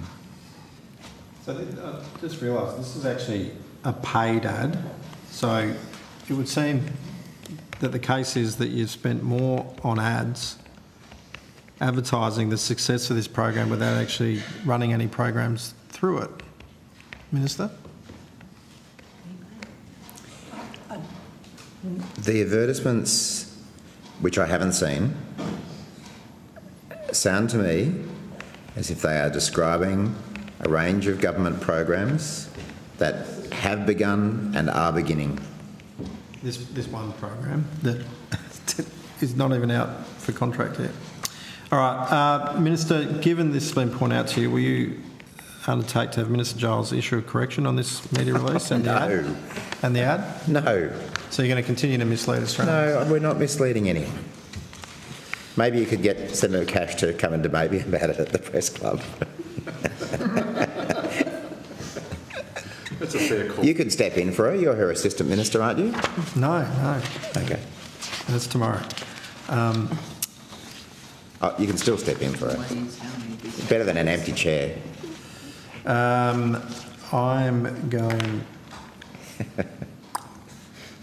going to economise here and put the rest on notice. Excellent. That is the best thing you've said all day. Oh, come on.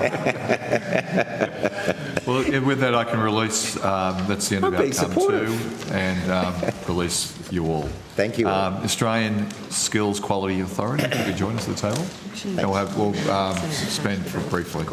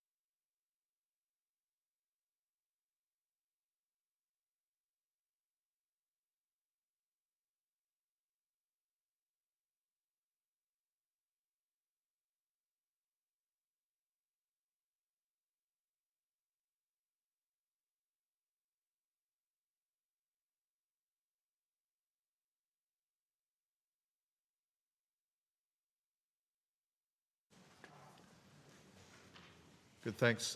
Thank you, Ms Rice, for joining us. Would you like to make a opening statement? Thank you, Chair. I would, if that's okay.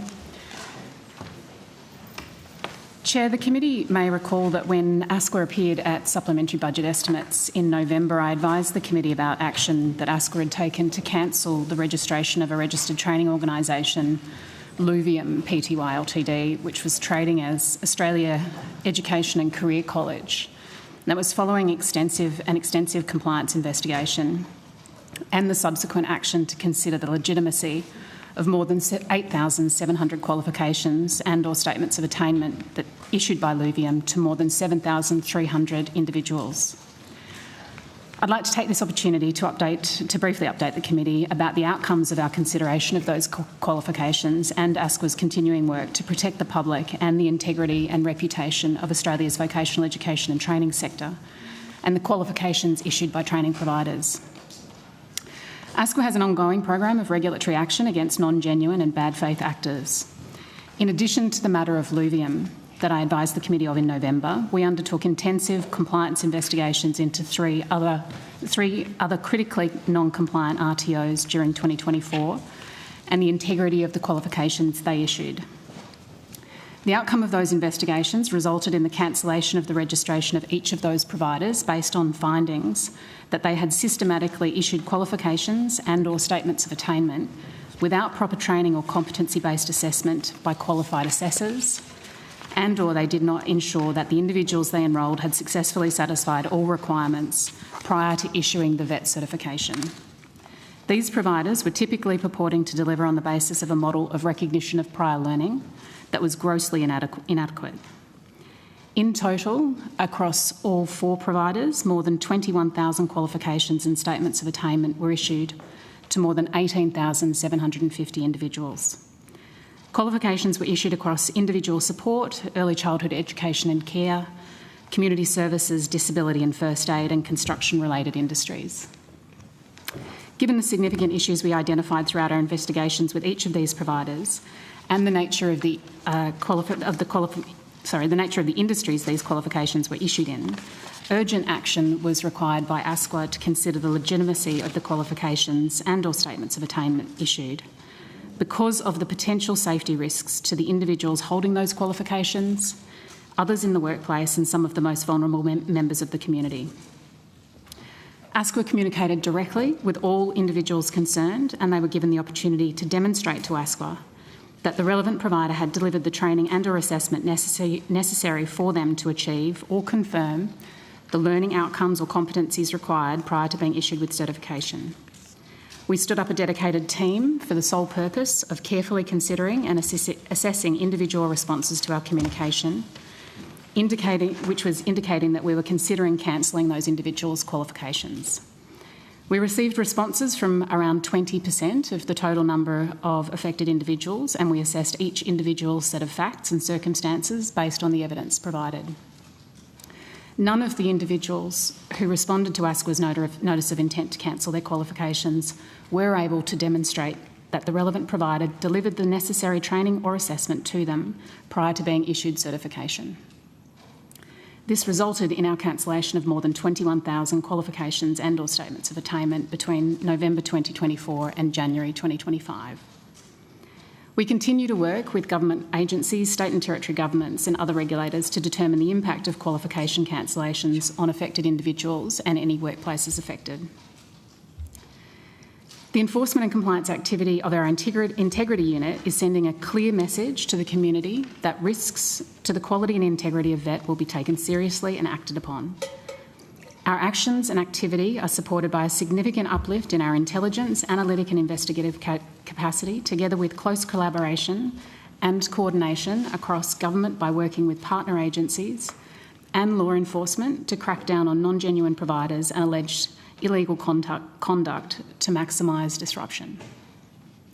Reducing threats to the integrity of VET, including through our membership of the Fraud Fusion Task Force and activities focused on fraudulent conduct relating to government payment programs and the issuance of fraudulent qualifications, is a multi-year program. Following the actions we took late last year in relation to these four providers and the qualifications they fraudulently issued, We have continued to receive further information and intelligence through our tip-off line. More than 3,400 tip-offs have been received since our tip-off line was set up in October 2023, with more than half providing actionable intelligence. As a result of some of our active investigations, I expect there will be further instances that will require us to consider the legitimacy of individual qualifications issued by non-genuine providers over the coming months. Confidence in the integrity of our vocational education and training sector and the qualifications issued by training providers is paramount. This is why we will continue to work across government and as part of multi-jurisdictional actions to prevent, detect, deter and disrupt fraudulent behaviour in the vet sector, which undermines and threatens the vast majority of providers who are committed and capable of delivering quality vet outcomes for students, industry and the community. Thank you, Chair.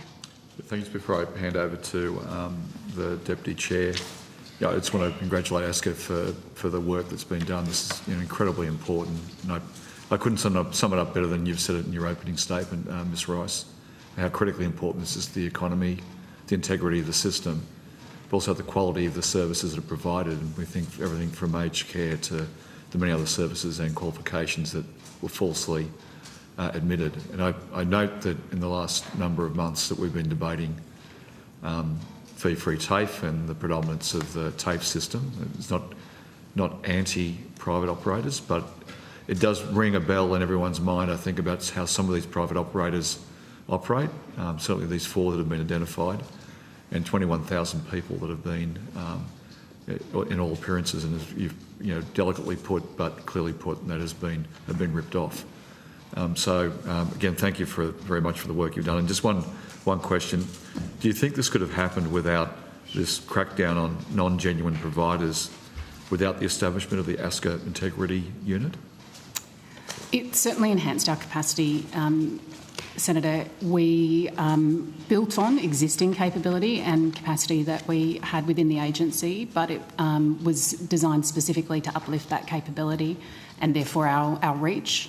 It focused particularly on the establishment of the tip-off line, which, as I outlined in my opening statement, has resulted in a significant number of tip-offs, but most importantly, actionable intelligence that has certainly supported this, our pursuit of this work in particular. And it will certainly continue to increase our data, digital and technological capabilities over time as we continue to implement the measure. Thank you, Ms Rice. Senator O'Sullivan. Sorry, before we start, the National Centre for Vocational Education Research can be excused as well. Thank you for your attendance. Thank you. And I won't say I echo everything that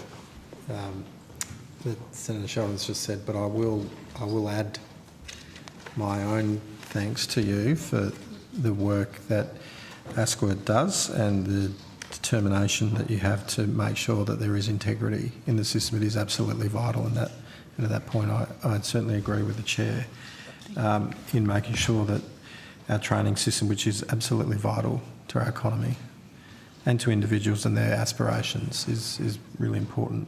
I want to ask some questions about a particular provider, the Berkeley International College, RTO number 22238. Have you got that information there? I have some limited information, Senator. It is a matter that we're in dispute in the Administrative Review Tribunal. So I'm just limited, perhaps, in what I can. My questions are actually more going to just sort of registration dates and that sort of thing. So I think you'll be able to answer them, but of course, if you need to take something on notice or deal with it in a different way, that's fine. Can I ask, is it correct to say that ASCA made a decision to cancel the registration of Berkeley International College on the 20th of May 2024? That's correct. That was our initial decision, Senator. When did ASCA communicate to the department that it cancelled the registration of Berkeley? We have a regular system of notifications to key government departments at the time that we make a decision. So I will check the detail with colleagues, but I believe that we would have issued to the department and a number of other departments the notification of our decision at the time that we made it. At the time, okay. And when did ASQA become aware of the appeal of its original decision? The original decision on the 20th of May 2024? I'll ask my colleague to answer the detail of those questions, Senator. Sorry, Fiona O'Brien, Acting Deputy Chief Executive Officer, ASQA. So that particular provider did apply for an internal review of the decisions that ASQA made. At internal review, those decisions that ASQA had made were affirmed. They were affirmed on the 13th of November 2024. On the 5th of December, the Administrative Review Tribunal notified ASQA that the applicant had filed an application for a further merit review. Thank you for that. My question was, when did ASQA become aware? Was it at that time? Yeah. On each case? I think it's 30. We provide, I'm pretty sure it's a period of 30 days that when a decision is made by a delegate, there's a period of the provider is able to make that internal review application, and it would have happened within that 30-day period from the initial advice of the decision.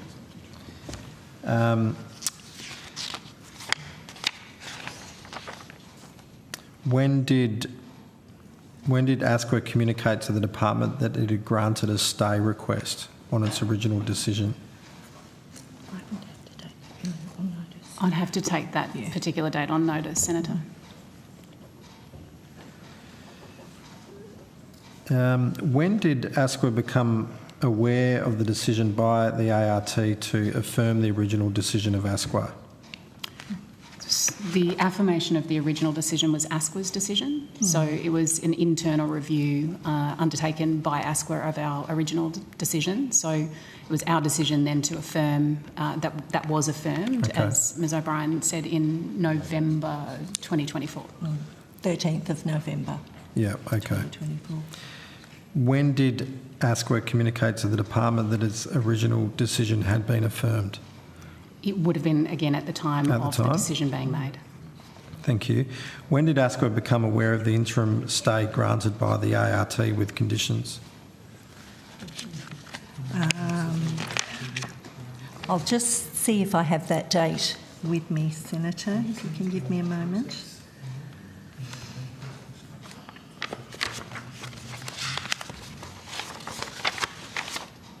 I will need to take that particular date on notice, Senator.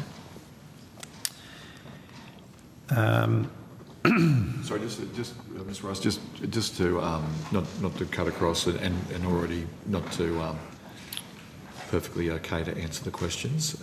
It's a matter of decision for you, but I'm just sort of mindful that if these matters, and as the Deputy Chair said, cut across any legal matters that are happening at the moment in front of the tribunal, that you are able to either take it on notice or claim public interest immunity. So just reminding you. Thank you. So helpful, Chair. Thank you. When did ASQA become aware of I asked this already, the interim stay granted by ART with conditions? Senator, that's the one you took on notice. Take on notice. Sorry. That's right. Yeah. What is ASQA's understanding of those interim stay conditions? Again, I think, Senator, we'll need to... I don't have that detail available. The interim stay is a process that's managed by the Administrative Review Tribunal, and it was pending a substantive stay hearing, which was held last week. Okay. What specifically was Barclay doing to be deemed non-compliant? Can I give you a little bit of detail, Senator, about the nature of the non-compliances?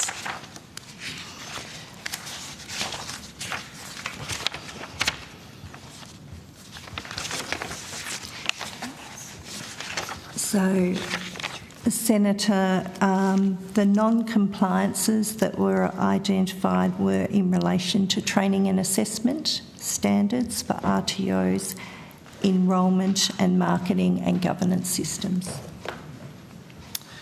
And is Berkeley International College accepting enrolments for new students now? Senator, I've just been advised that understanding of the interim stay conditions is that the provider is not allowed to enrol any new students. So okay, so they're not currently enrolling.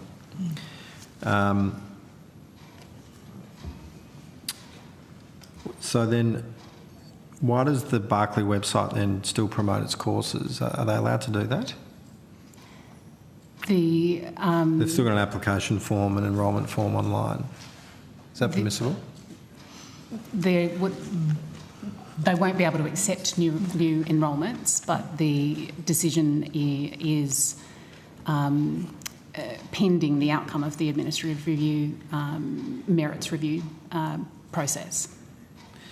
Has ASQA sought legal advice as to whether the owner and operator of Berkeley, Rupinder Brar, is a fit and proper person to operate an RTO in light of this apparent breach of the interim stay conditions? Senator, advertising this. That wouldn't be a matter that I would be keen to talk about in the context of the matter that's before the ART. I'm just asking if you've sought legal advice. I don't think, no, I would say no. Okay. I'm told the online form is active, so it's active. People can actually go on there now and apply.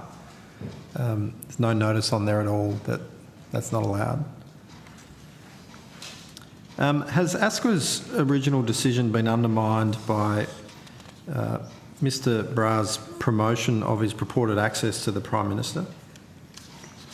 Senator, ASQA is an independent statutory authority, and we undertake our decisions independently and pursue those decisions as appropriate. So it's not a matter relevant to the decision-making process or the matter that we are pursuing through the Administrative Review Tribunal. I just want to table some social media posts from Mr. Brar.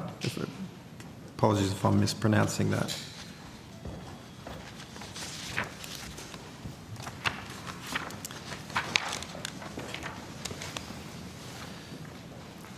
So we can see here on the 12th of November. Widely canvassed in the Australian newspaper some time ago. Oh, then you're familiar with it. That's good. Mr. Brar attends a Labor fundraiser dinner in Toorak, as you can see from this, and Mr. Brar's promoting the fact that he's with the Prime Minister and he's got access to the Prime Minister. Has that had any influence at all over the fact that the very next day the ART upholds ASQA's cancellation of Berkeley's registration, and then there's another on the very next day, so the event was on the 12th of November, and then on the 13th he's got an appeal for the ART, a further appeal, keeping the college's fate in limbo. Sorry, are you suggesting that the ART has been influenced by these social media posts, or that ASQA has been, or? Well, he was enthusiastic enough to put in that appeal the very next day. Not suggesting anything about the ART. He's entitled to put in an appeal, but he's clearly enthusiastic about his meeting with the Prime Minister and then puts in an appeal the very next day. And? Was it just a coincidence? Well, you'd have to ask him. I mean, it was only a couple of weeks ago that there were photos of Peter Dutton at a Liberal Party fundraiser next to a casino high roller linked to the Chinese Communist Party, and your lot complained and said that was really unfair, and now here you are trying to do the same thing. Does ASQA believe that Berkeley was in fact operating as a visa operation rather than RTO? Senator, I prefer not to comment in relation to the specifics of that. We certainly stand by the decisions that we made, and that is what is currently under review by the tribunal. So I'm not sure that I can add anything further to Minister, the decisions we've made.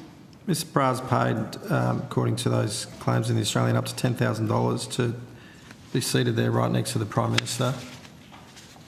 Does that give him any special access?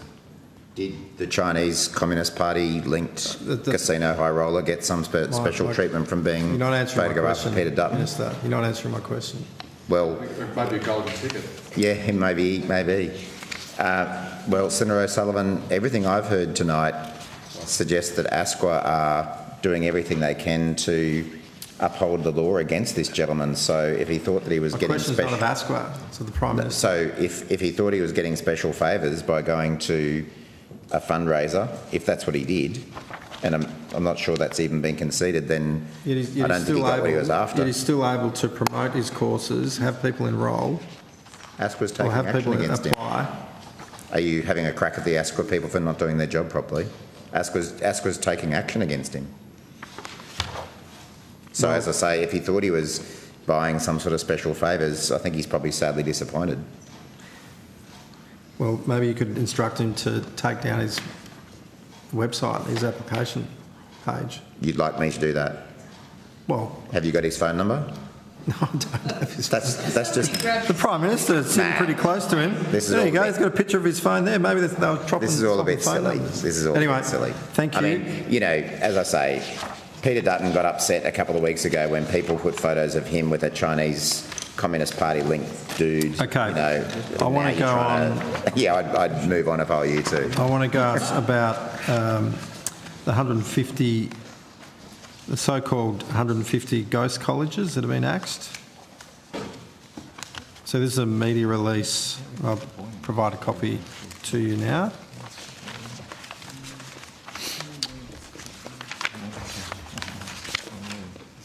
From Minister Giles.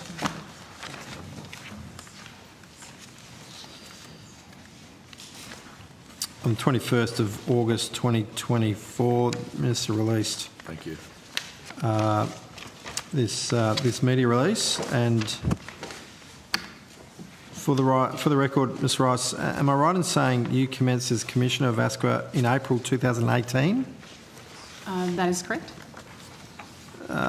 Before being appointed as Chief Commissioner and CEO, initially acting on October 2019? Correct. Can I also just confirm that what your role in ASQA is? Following legislative governance changes to ASQA's legislation, my role is the Chief Executive Officer and Accountable Authority. And ASQA's role is provides enforcement and monitoring, is that correct?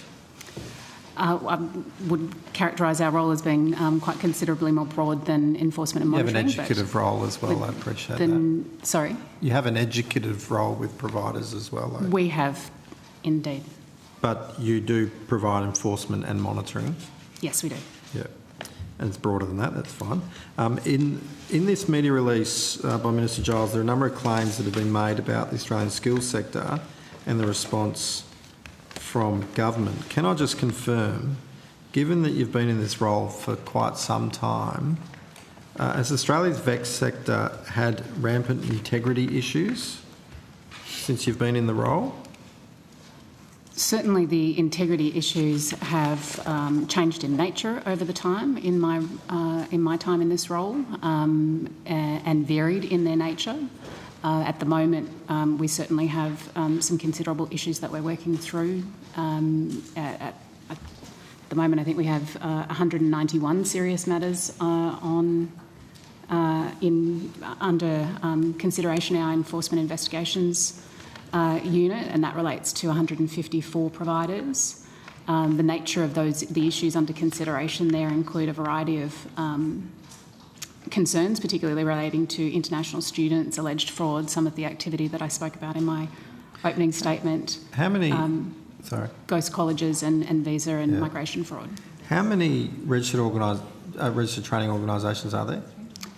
There are ASQA regulates. Yeah. 3,837 providers. That's as at the end of December 2024. There's just over 4,000 providers nationally. The remainder are regulated by the Victoria and WA. WA. Yeah. What percentage of providers then would you estimate in your investigations of not been meeting the standards or acting appropriately? Senator, that's a difficult question to answer at any given point in time. We undertake a variety of different actions and activities right across the sector.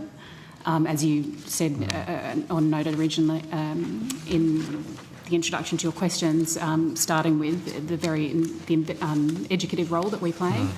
We undertake performance assessments of providers as well as the investigations that we have on foot. So that is all part of our role in terms of the consideration equally of applications made to change the scope of the provider's registration.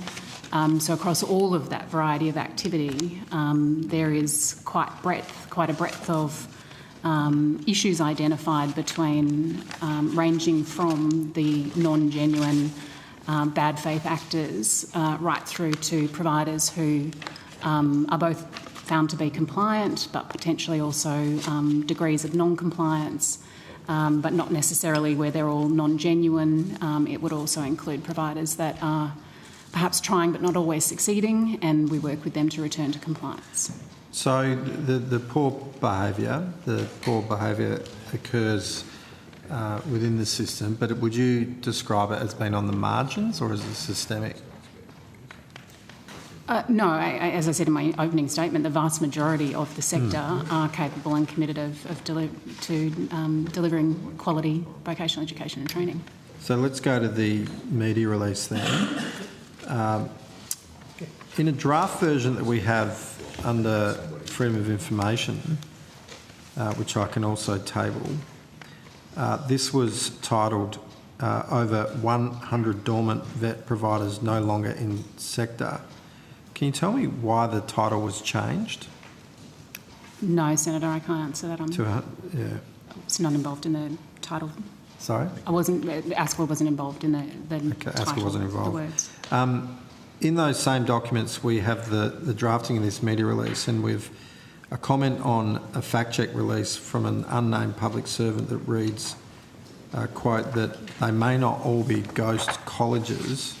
Can you please confirm if all 150 providers who had their registration cancelled were in fact ghost colleges?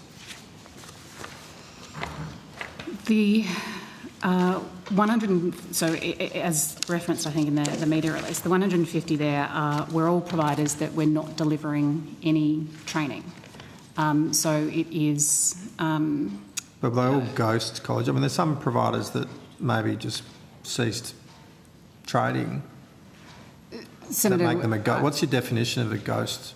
And I think that's the question. I recall in the committee's consideration of this matter previously, it does depend on the definition or what definition. I know from our perspective it's been used in the context of providers who don't require their students to attend classes. It also has been referred to in the context of providers who don't deliver any training. Is it an official term that you have? No, I don't believe it is an official term. So it's not an ASQA term? No. Right. Would you use, is dormant college more of a term you'd use? Or how do you describe internally a college that's not currently providing active courses? I think we've said that we've referred to it interchangeably. It's interchangeably referred to in relation to a range of non-genuine behaviour, including fraudulent practices, inappropriate models of RPL that present a veil of legitimacy, providers not delivering any training or assessment or not requiring students to attend classes, and having poor academic integrity. Right, but so the 150 ghost colleges, were they all under that category, or were there some that were just dormant because they stopped their training or stopped? This particular media release relates to the legislative change that occurred around about April last year, which was to remove the registration from providers who are not delivering. So none of the providers were delivering training. Yeah.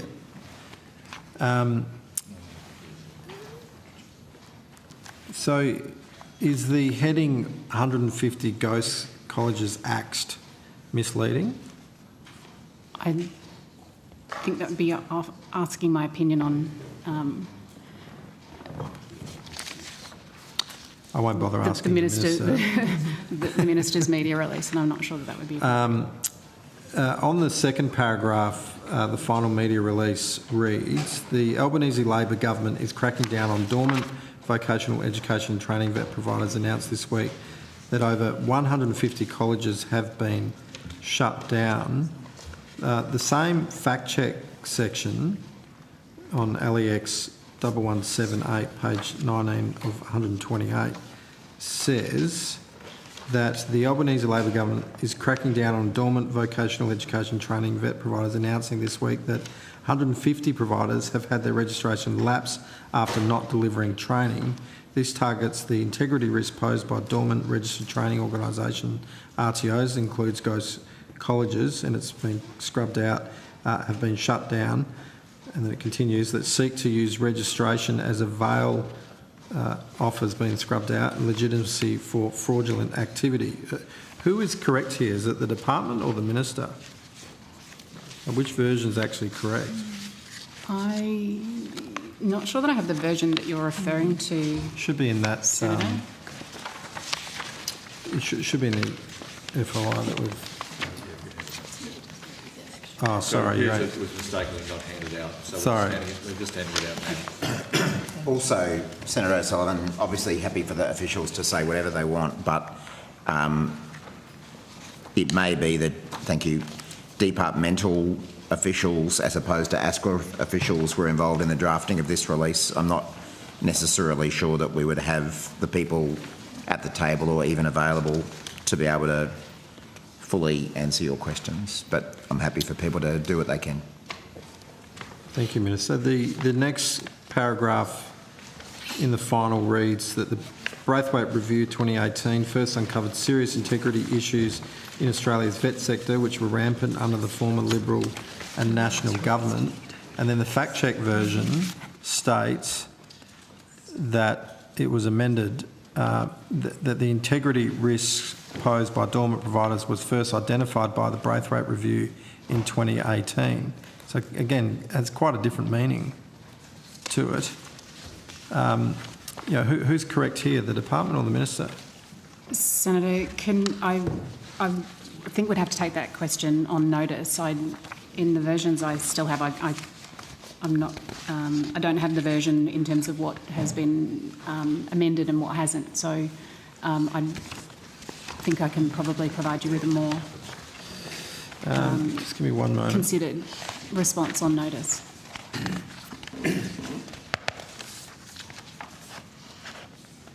There's the two versions there, you'd have to compare them, which I appreciate on the spot might be difficult to do. So if you can take that on notice, then that would be helpful. If you can come back to me, which version is actually accurate and correct and consistent with the meaning of what actually happened.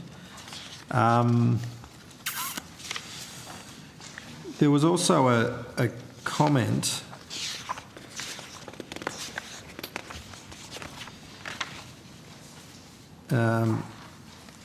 no, I'll deal with that later. So there's been some significant sort of changes. Minister, it appears to be some willful misleading of Australians about the state of the VEC sector. Is this acceptable? Well, I don't agree with your assessment. Why does the minister the Minister Giles, that is, has an issue with the truth? I mean, this is deeply concerning that the meaning is quite different when you read these two different versions. I don't agree with your assessment.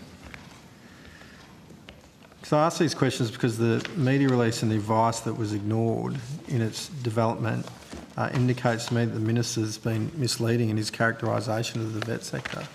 Well, that's your interpretation, but I don't share it.